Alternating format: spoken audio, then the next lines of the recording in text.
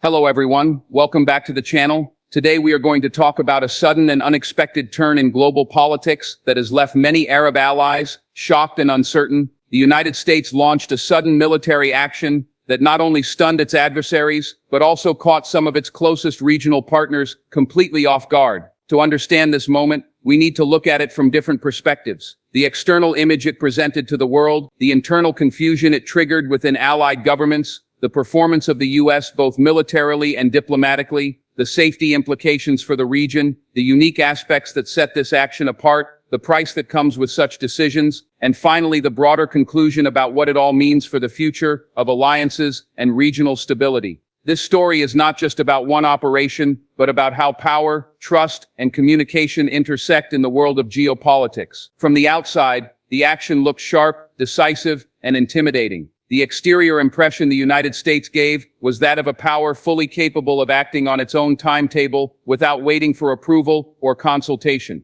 Images of fighter jets taking off in the dark of night, precision missiles launched from naval vessels, and rapid strikes hitting their intended targets created an undeniable display of dominance. For many around the world, it reinforced the idea that America still holds unmatched military superiority and the ability to shift the balance of a situation in just a matter of hours. This kind of exterior strength is a powerful tool of deterrence, signaling to adversaries that any threat will be met with overwhelming force. But for allies, especially those in the Arab world, this exterior display was double-edged. They watched the same footage and wondered why they had been left out of the loop, why they were not informed in advance, and what consequences this bold move might bring to their own borders and populations. Inside, the reaction was very different. The interior political atmosphere in several Arab capitals quickly shifted from routine calm to sudden anxiety. Decision-makers who usually pride themselves on close coordination with Washington felt blindsided. Cabinet meetings were held late into the night,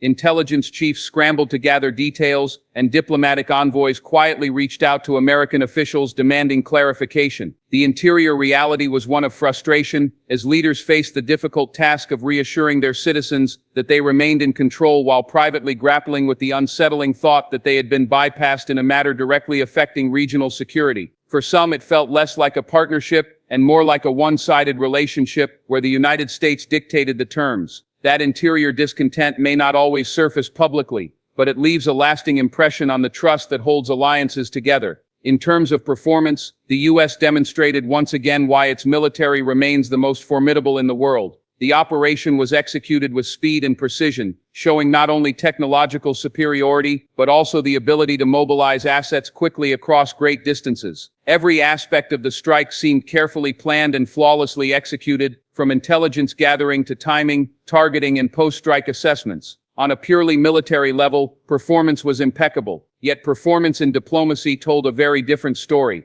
Allies expected consultation, coordination, and at least some level of transparency. The absence of these elements made the overall performance appear unbalanced. To Washington, success may have been measured in destroyed targets and neutralized threats, but to Arab partners, success also required reassurance and cooperation, both of which were missing. This dual picture of strong military performance but weak diplomatic performance highlights the complexity of modern alliances where trust is as important as firepower. The safety aspect of this incident is particularly interesting. On one hand, the U.S. action clearly aimed to enhance safety by neutralizing threats before they could escalate. The targets chosen were reportedly linked to hostile actors, and eliminating them was supposed to reduce risks for American forces and allied states alike. In a narrow sense, safety was improved because a potential danger was removed. But on the broader level, Arab allies questioned whether their safety had actually been compromised. If the strike provoked retaliation, if militias or rival states decided to respond against nearby countries, it would be Arab populations who bore the consequences. Safety in international relations is not just about eliminating one threat, it is about managing the chain reaction that follows. In this case, the lack of communication made allies feel exposed, uncertain whether they might now become targets simply because of their association with the United States.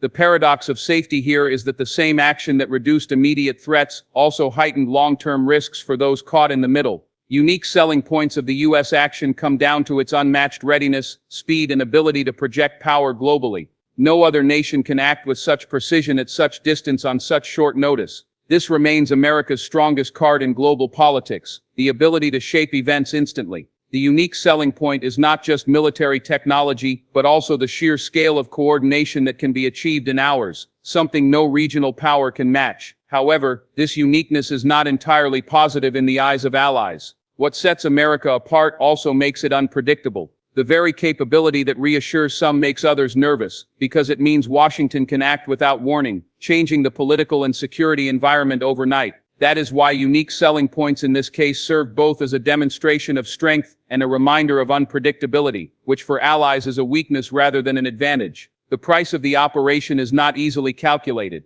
Financially, the United States can absorb the cost of deploying forces, launching missiles, and sustaining operations. Its defense budget is designed to handle such expenses, but the political price is much higher and more difficult to recover from. For Arab allies, the price came in the form of strained trust, domestic criticism, and the appearance of being sidelined.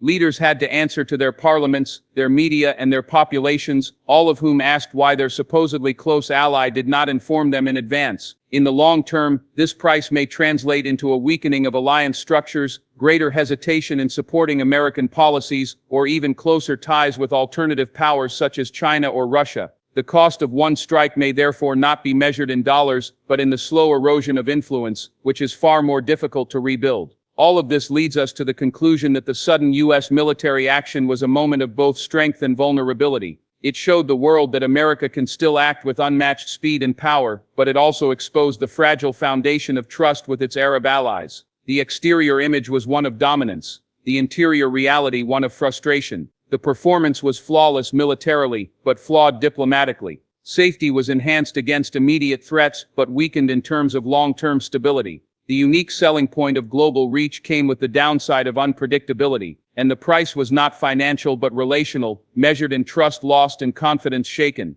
This incident serves as a reminder that power alone is not enough to sustain alliances. Communication, consultation, and respect are equally important, especially in regions as volatile as the Middle East. When we think about the broader lessons, it becomes clear that alliances cannot function on military strength alone. Arab states have long relied on the U.S. for protection, advanced weapons, and strategic backing, but reliance without partnership creates imbalance. What many of these states want is not just American firepower but American consideration. They want to be seen as partners whose security concerns matter, whose opinions are valued, and whose domestic situations are respected. When those expectations are ignored, even the strongest military demonstration can feel hollow. It risks turning allies into reluctant followers rather than enthusiastic partners. This in the long term may encourage Arab nations to diversify their alliances, to seek alternative arrangements that give them a greater sense of agency. For Washington, the message is equally clear. Military dominance is effective against enemies but not always sufficient with friends.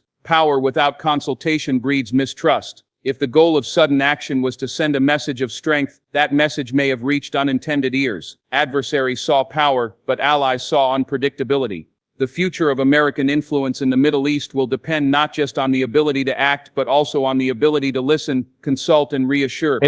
Without these elements, even the most decisive operations may do more harm than good to the very partnerships America seeks to protect. This episode will likely be studied for years to come as an example of how sudden action can reshape relationships. Analysts will point to the flawless execution of military performance, the shock value of the strikes, and the immediate tactical benefits. But they will also highlight the strained reactions from Arab capitals, the questions raised about trust, and the potential long-term cost to alliance stability. In international politics, actions speak louder than words, but silence can sometimes speak louder than both. In this case, the silence of not informing allies in advance created as much impact as the roar of jets and the thunder of missiles. The story is far from over. Arab leaders will adjust their policies, recalibrate their expectations, and quietly explore new options. The United States will continue to act when it sees fit, balancing its global responsibilities with its alliances. But the memory of this incident will linger, shaping future decisions on both sides. In the end, what happened is a reminder that trust once shaken is difficult to restore, and that the true cost of sudden action may not be visible on the battlefield but in the corridors of diplomacy, where relationships are either strengthened or broken.